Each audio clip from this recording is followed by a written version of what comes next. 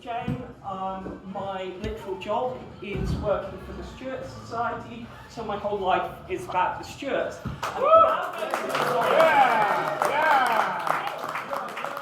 Alex. www.stewartsociety.org if anyone wants to join subsequently. Anyway, moving on from that, I'm now going to attempt to do 700 years of history in about 25 minutes. So you might get lost somewhere along the way because one of the problems with medieval history and subsequently is they've all got the same name. I can tell you for the Stuarts that's still true. People will phone me up and they will go, "I'm James Stewart," and I'm like, "There are 35 of you on the membership list. Would you care to be a little bit more specific?" However, just as an aside, I thought I'd tell you about something called the Tiffany problem. Most people in medieval history are basically called the same things. The earliest Stewart that we know about is called Alan, and then his son is Walter, and you'll never guess what his son is called. But anyway, the Tiffany problem is something that is a problem for medieval writers, as in people who write about medieval times, because Tiffany is a real medieval name. But it totally doesn't sound like one, does it? No. You listen to it, you think, that must be nonsense. But in actual fact, it appears quite often in 13th, 14th, 15th century documents. It's a variation of Epiphany, which is, of course, just after Christmas. So that is why they are called that. But we have no Tiffany Stewarts. We are going straight back. The very first Stewart that we know about is called Alan Fitz-Flad. Fitz in this sense means son of. And he is a Breton knight. So we are more than 900 years ago. So if you were worried you weren't returning to the homeland as Stuarts, I think 900 years of residence in Scotland, probably okay. He came across with Henry I, who is the fourth son of William the Conqueror. So we're talking about at the very end of the 11th century, the very beginning of the 12th century. And he settles in England, but it's okay, because his eldest son becomes the ancestor of the Earls of Shrewsbury, who still exist. So that's where that side of the family comes. And then his second son, Walter, comes up to Scotland in what is called the Davidian Revolution, which basically means that King David at that point thought, you know what I need? Scotland's not very well organised. What I need are some foreign people to come and organise it for me. So I'll invite some Normans up. Scotland wasn't conquered, but he invited them up. So one of the people he invited up was Walter. He became the first High Steward of Scotland. And eventually, a little bit later, when surnames were really a thing, that's where the Stewart name comes from.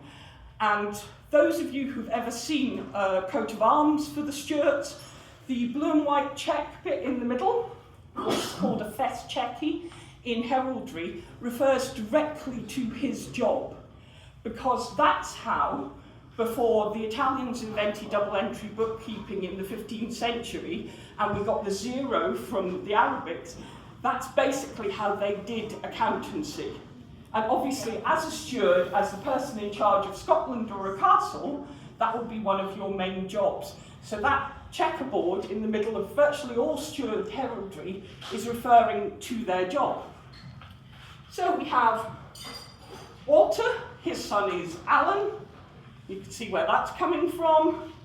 And they found Paisley Abbey, so if you really want to go and see where your family is from, you go to Paisley Abbey. The first 5 High Stewards of Scotland are all buried there. So, we have Walter, then we have Alan, then we have Walter, then we have Alan, and then just to change things up, we have Alexander. Alexander, I hope you've been keeping count here, is obviously another High Steward of Scotland. He's quite exciting, goes on the 11th Crusade, his brother dies in Egypt, and importantly for the subsequent kings of Scotland, he also goes on a pilgrimage to Santiago de Compostela in Spain, and Santiago is James in English, and that's where we get the first James, because until then it'd been a really uncommon name in Scotland. So his son is James. His son is Walter again. Walter fights at Bannockburn and marries, and here's a sort of example of the Tiffany problem, Princess Marjorie. It somehow doesn't sound like a princess's name, really, does it? You know, Marjorie, princess, not really working. Anyway, she is the daughter of someone you might have heard of, Robert the Bruce. Braveheart, probably. Completely inaccurate, but moving on from that. So, he fights at Bannockburn, which is one of the seminal battles in Scottish history, because at that point we were fighting the wars of independence against the English. That victory didn't get rid of the English, but it helped to turn the tide. What year is that? 1314. Okay, so actually takes about another 30 years. But he marries Marjorie. Marjorie, it used to be said she had one of the first cesareans in this country. That's probably not true, but she definitely fell off her horse, and she gave birth to her son Robert, who is the first Stewart king. He, unfortunately, had to wait a really long time to be king because Robert the Bruce married again and he had a son.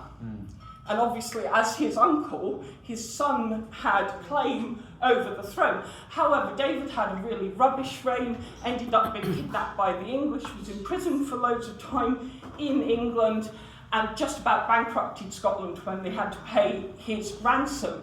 So eventually, Robert gets to be king. Now, he is quite important for all Stuarts because he had 14 legitimate children that made it to adulthood in the 14th century, which was a bit of a thing. He also had at least another 12, probably more, illegitimate children. And in Scotland, unlike in England and other places, your illegitimate children could have your name. The only thing they couldn't inherit was your title. So none of them could be king, but they could have land, and they were called Stuarts. And one of his illegitimate children, for example, is the ancestor of the Marquesses of Bute, who are Stuarts and use the UAR spelling now, by the way. So, but, you know, their original ancestor is an illegitimate son of Robert II. He was really old when he first became king, but he did manage to have, obviously, all these children. So his son, in a massive piece of imagination, is called Robert III. And he, as you can imagine, a little bit like the modern monarchy, you know, think William and King Charles, he was also quite old by the time he came to the throne, and was, to be honest, a bit rubbish in lots of ways.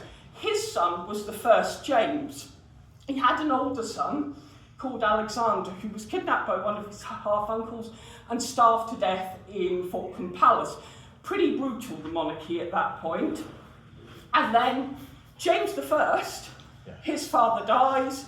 He is about to inherit the throne, but they are worried that the English might try and take him, or the French might try and take him. So they put him out in the Bass Rock, which on a normal day you'd probably be able to see from here. It's an island sort of to the south slightly, near a place called North Berwick, in the middle of the Firth of Forth, which now is a lovely seabird sanctuary, but at that point had a castle on it.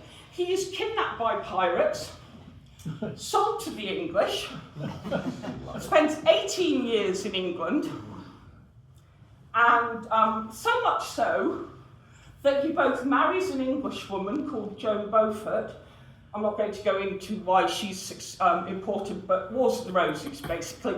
Think Game of Thrones. You know, if you've ever seen Game of Thrones, this is what it's all based on. So he marries Joan Beaufort. He fights with Henry V, who was England's great hero king. You might have possibly seen the Shakespeare plays and so on. So we're now just into the 15th century. He actually fights with him in France against the Scots. So you can imagine how pleased they were when eventually his son, who was called Henry VI, said, "We'll sell you back. You're king, if you like."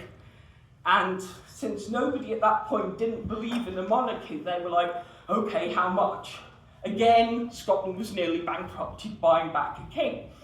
He starts fighting the English to regain Berwick-upon-Tweed, which has passed back and forward between England and Scotland for centuries. And he is at a place called Roxburgh, but he doesn't win any of that. He eventually goes to Perth to try and have discussions with the huge number of half-uncles he has, which remember a little bit further back, and they break in to attempt to kill him. So he's in a monastery in Perth, they're trying to kill him. He thinks, oh wait a minute, Perth's got loads of sewers underneath it, I can escape through the sewers. Doesn't happen because he'd had the entrances blocked up 2 weeks before because he kept losing his tennis balls.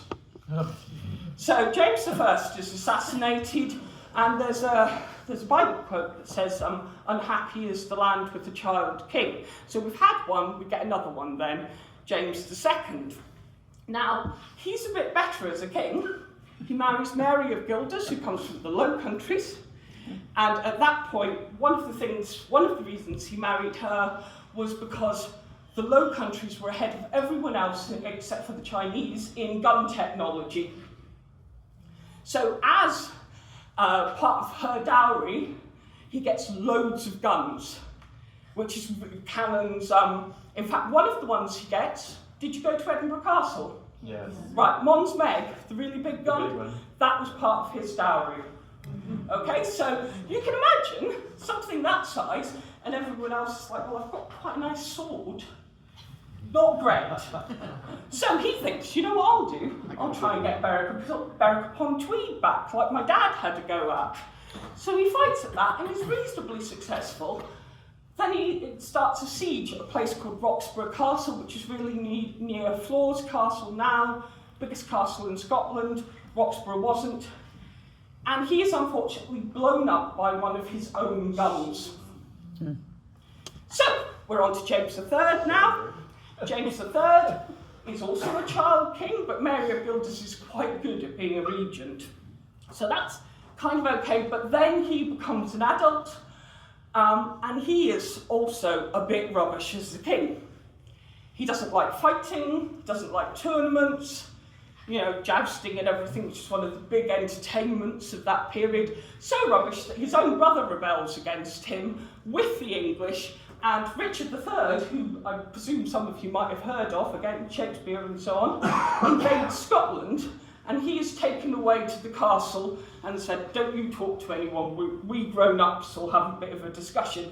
He dies in 1488 at the Battle of Sockieburn, which is near Bannockburn, and unfortunately with a rebel force that is led by his son.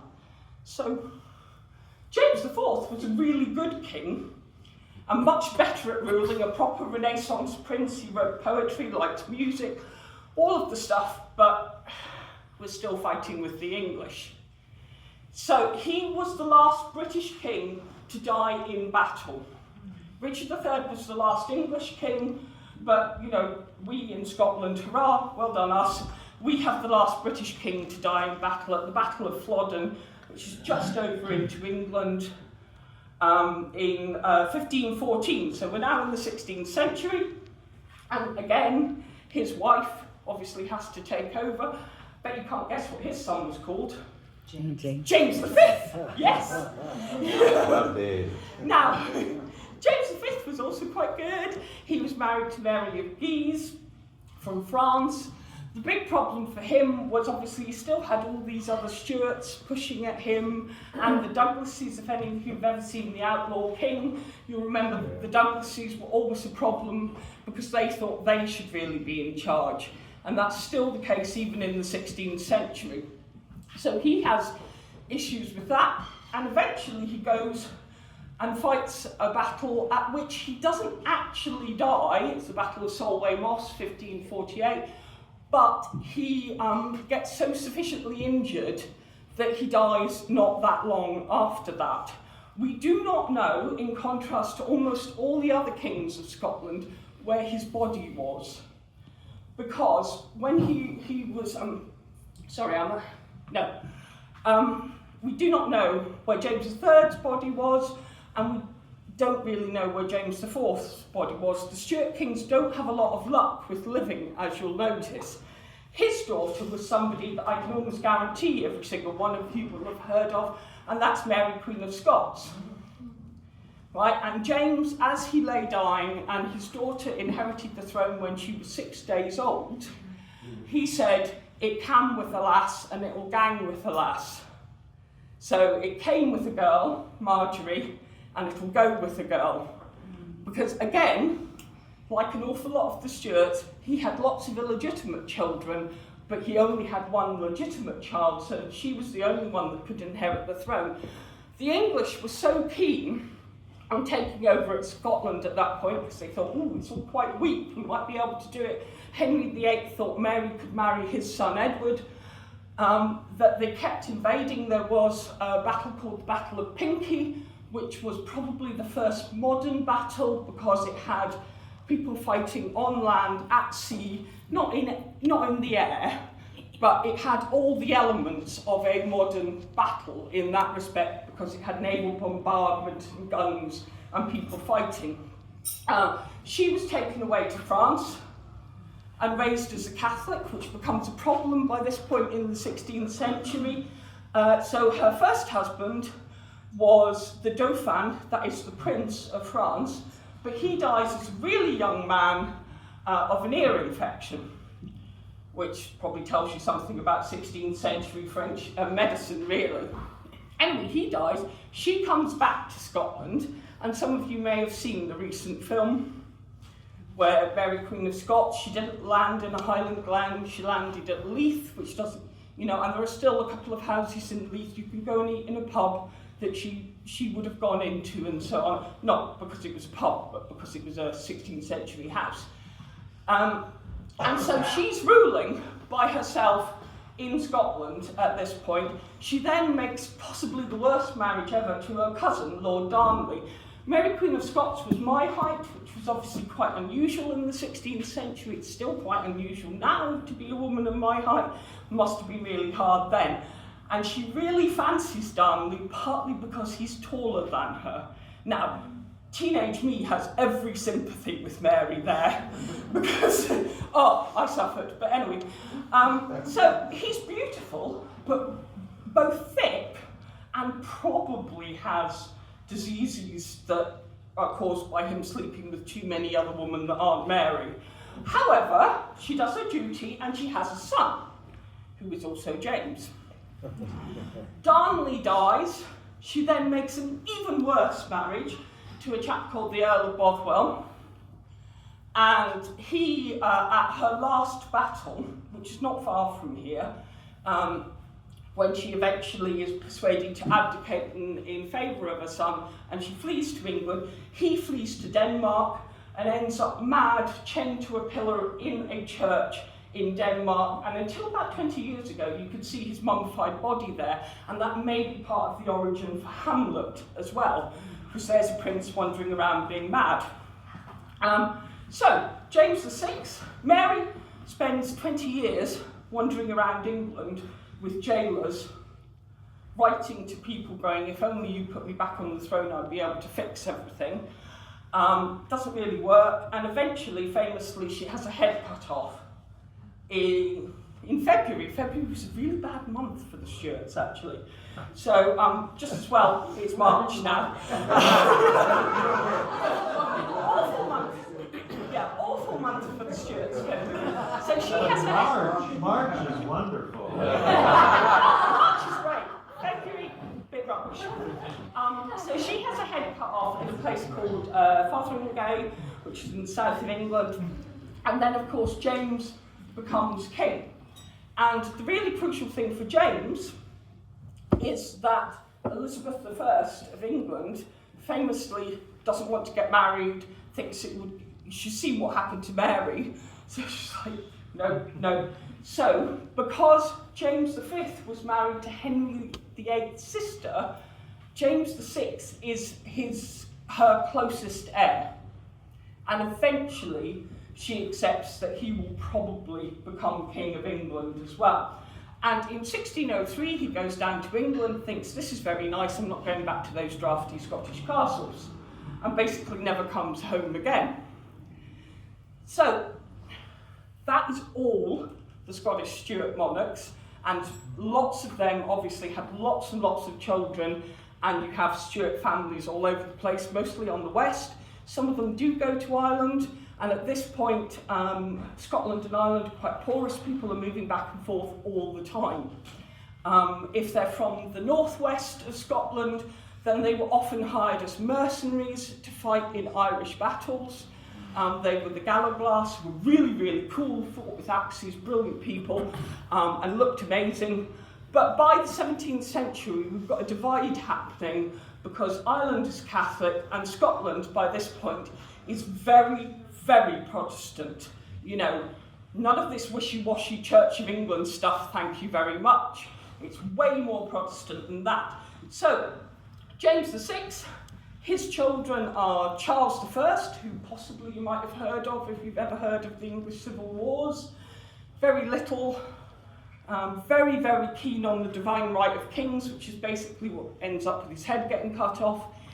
But also importantly, Mary, who marries William of Orange from the Low Countries, and then also Elizabeth, who is romantically called the Winter Queen of Bohemia, and eventually from whom George I and all the other subsequent kings of Britain descend.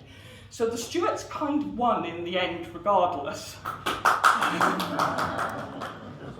Oh, I'm almost there, I promise. No, I didn't even hear it. Almost there, I Stewart's promise. one. I was looking for the happy ending.